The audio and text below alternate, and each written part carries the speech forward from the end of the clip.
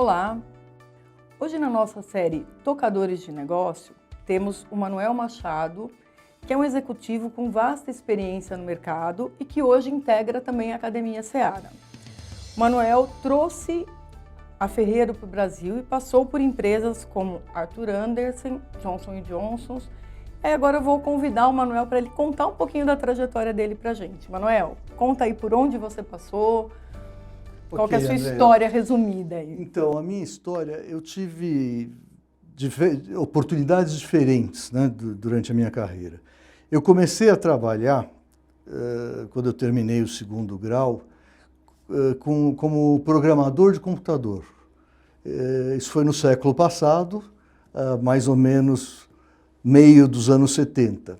Então, eu tive a oportunidade de ter contato com tecnologia naquela época, né? Depois, já tinha entrado na faculdade, comecei a trabalhar com finanças. Isso foi na Arthur Andersen, trabalhei uns 4 anos. Depois, quando eu estava me formando, resolvi que eu queria marketing. Fui trabalhar na Johnson & Johnson, depois Procter & Gamble. E na Procter & Gamble teve uma época que me transferiram para a parte de vendas. Então eu tive experiência também em vendas. Então foi legal que eu consegui ter finanças, marketing, vendas. Daí apareceu a oportunidade de eu ir tocar a Ferreiro, de trazer a Ferreiro para o Brasil e abrir empresa. Daí que eu virei o diretor-geral ou tocador de negócio, né? Como tocador de negócio eu fui da Ferreiro, fui da Danone, fui da Kimberly-Clark e também abri empresas minhas. Tive 1 ou 2 empresas, aí tive uma experiência empresarial. Também trabalhei para um fundo de investimento tocando outra empresa de bens de consumo até chegar na Germinale, né? Para ver se chegou a hora de eu transferir um pouco do que eu aprendi na vida para os outros. Nossa, que experiência incrível, Manuel. Eu acho que é muito interessante essas frentes, eu acho que te trazem aí uma bagagem, uma riqueza, né? Eu queria entender como que você enxerga, né, diante de toda essa sua experiência e passagem por áreas diversas, né? Como você enxerga o desafio de um tocador de negócios, de empresa, de bens de consumo, diante do cenário atual? Então, guerra, inflação, aumento de preço de commodities, né? Como que você enxerga este desafio? Tá, André, eu tenho uma visão um pouco pragmática disso, né? Hoje a gente está falando em guerra, inflação, pressão de custo, o petróleo, mas há 3 meses atrás a gente estava falando de pandemia, de inundação. Então, sempre vão existir fatores no ambiente externo que vão afetar a sua empresa. Então, eu acho assim, que não tem diferença esse período. O segredo da coisa é você estar sempre pronto, porque vai acontecer alguma coisa. Você não sabe o que é, mas alguma coisa vai acontecer. Então esteja sempre pronto. Estar sempre pronto, então, é um ponto fundamental para você poder agir, né? O que você faz para estar sempre pronto, né? Quais as precauções, ações aí que um tocador precisa ter? Quando eu falo em estar sempre pronto, eu penso em 3 coisas principais. Primeira coisa, procure recrutar as melhores pessoas possíveis e forme a melhor equipe do mundo. Depois de você formar a melhor equipe do mundo, continue treinando e desenvolvendo essas pessoas. Tem muita gente que critica isso, fala, mas eu vou treinar, daí a pessoa vai para outra empresa. Eu tinha o Mário Sérgio Cortella, falava assim, pior que você treinar e ele mudar para outra empresa é você não treinar e ele continuar com você. Então, eu acho gente é o pilar número 1, né? A segunda coisa que eu acho que você tem que fazer todo dia, de manhã, à tarde e à noite, pensar em custos. Está sempre focado em como eu posso fazer para diminuir meu custo. Isso independe se você é líder, se você não é, se você está na frente, se está crescendo ou não. Custos, consciência de custos direto, sempre pensando nisso. E a terceira coisa é procurar antecipar os problemas, ou antecipar os cenários, por mais catastróficos que eles sejam. Então você sabe, você vai desenvolvendo uma forma de estar pronto para agir naquela situação. Então você faz esse exercício de, não é só trabalhar os cenários catastróficos, mas e se você começar a crescer 100% ao ano, como é que você vai fazer? Então você tem que fazer esse exercício, pelo menos mental, de estar pronto para reagir. Acho que tem uma coisa que é assim, aquela frase, né? Practice makes perfect, né? Então, acho que quanto mais você pratica, né? Isso que você está colocando, assim, essa análise, né? Ter essas frentes, mas quanto mais você pratica aí esse olhar, né? Mais você vai estar preparado, porque também mais você vai ter informação, né? Quer dizer, mais você vai trabalhar não só o acesso, mas também a maneira como você vai juntando essas informações mesmo, né? E assim, e aí sabendo liderar a tua equipe, enfim, para quem que você vai colocar numa função, quem que você vai colocar em outra, você conhecer né? suas peças, né? Suas Exatamente, armas. né? Como se você tivesse aí num jogo de xadrez ou numa guerra, quem que você O vai, jogo de xadrez é muito bom. quem que você vai colocar em cada função, né? Manuel, como que você enxerga as transformações digitais e os modelos de gestão ágeis, né? E alinhados com essa necessidade de rapidez nas tomadas de decisão, que eu acho que é muito do cenário atual, do contexto, né? Essa agilidade, né? Como que você enxerga isso?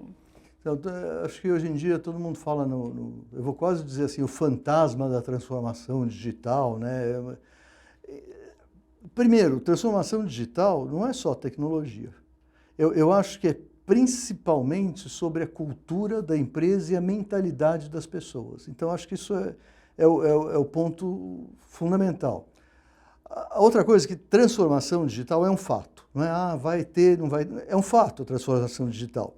Mas o mais interessante é a gente pensar no passado e pensar que a gente passou por transformações estruturais que elas foram talvez tão radicais quanto. Revolução Industrial, ou eu falei que eu comecei minha carreira como programador de computador, eu lembro quando chegava um computador numa empresa, que a quantidade de gente que perdia emprego, ou a contabilidade era feita em fichas triplas, de repente aquele IBM monstruoso que ocupava um andar inteiro. São também, tipo, revoluções, né? Então, isso é um pouco assim, assusta, incomoda, é o diferente, né?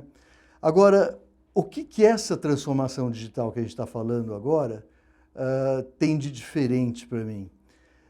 É a velocidade, assim, a rapidez que ela está acontecendo. Então, a velocidade que ela acontece é brutal, o que exige uma rapidez imensa da empresa de se adaptar a esse novo cenário. Então, acho que isso é um pouco específico, né? E, de novo, a transformação digital é esse processo de mudar a mentalidade, a cultura, a mentalidade, porque o que a empresa quer, né? Agora você passa a ter a tecnologia para cumprir os seus objetivos. Então você de alguma forma, vai cumprir mais rápido aqueles mesmos objetivos. Você vai ter um alcance maior em função da tecnologia. Então a tecnologia serve para isso. Você tem que sair na frente para impactar o maior número de pessoas rapidamente. Eu acho que isso não é uma transformação, isso é questão de sobrevivência. É fundamental, né? É um dado, a gente tem que se adaptar rapidamente, trabalhar muito na cultura para conseguir se acostumar a essa coisa. Agora você tocou nos modelos gerenciais, tipo ágil e tal. Como eu vejo isso? Eu acho que na vida existem ondas, né? Então hoje é ágil, amanhã é não sei o quê, teve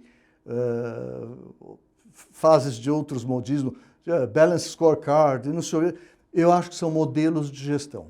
Acho que todos eles são interessantes, desde que bem aplicados às coisas certas. Então não é que um é melhor que o outro. Eu acho que vão ter organizações que vão funcionar melhor de uma forma, outras de outra. Cabe a você ter um repertório que seja completo e saber o que usar em cada situação, né? Eu imagino que muitas vezes você tenha que tomar decisões rápidas e daí você fica meio num dilema. Eu acho que isso é fundamental, você ter velocidade, mas a velocidade ou a rapidez não pode comprometer a qualidade da sua decisão.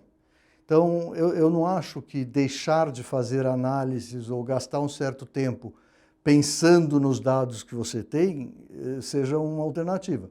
Eu acho que você tem que tomar a decisão no tempo que é requerido e com o máximo de dados que for possível você analisar, né? Legal, Manuel.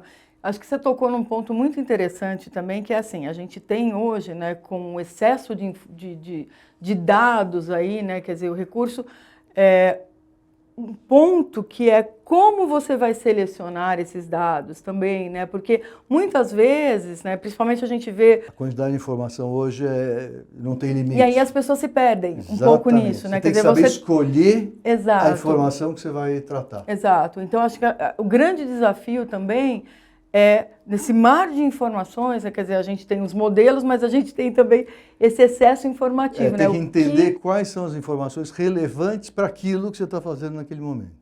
Então, acho que também passa por você fazer as perguntas certas, né, do que você vai buscar. Sem dúvida, acho fundamental. Legal, Manuel. Mais alguma mensagem, um recado que você acha importante? Não, eu acho que isso assim, eu sou muito gente, eu acho que quando você chega a uma posição de tocador de negócio, o tocador de negócio sozinho toca um bar na esquina, uma banca de jornal. Se você vai tocar uma empresa, você depende de gente. Então, tenha as melhores pessoas que você puder conseguir. É fundamental. Você tem que aprender a realizar, atingir os seus objetivos através das pessoas. Eu acho que isso é fundamental. Legal, Manuel. Muito obrigada. Foi uma aula rápida aqui, né? Mas eu acho que foi bem profunda, assim. Acho que a gente tem aí vários pontos até para explorar, né? E para pensar em novas séries, novos programas que a gente pode detalhar aí alguns pontos também. Muito obrigada. Eu que agradeço, André. Obrigado.